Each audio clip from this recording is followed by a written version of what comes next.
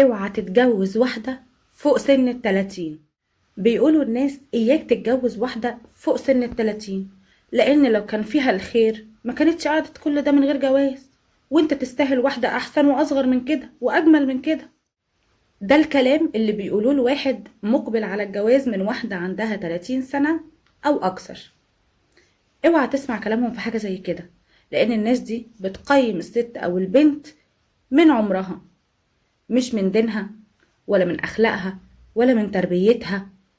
والجواز في الاخر بيبقى اسمه ونصيب. يعني ممكن واحدة تبقى جميلة الجميلات وما تتجوزش، واحدة اوحش منها وعندها اخلاق ومتدينة وبتتجوز. في الاخر كله بيبقى جواز اسمه ونصيب. فالناس اللي بتفكر كده بيبقى تفكيرها عقيم.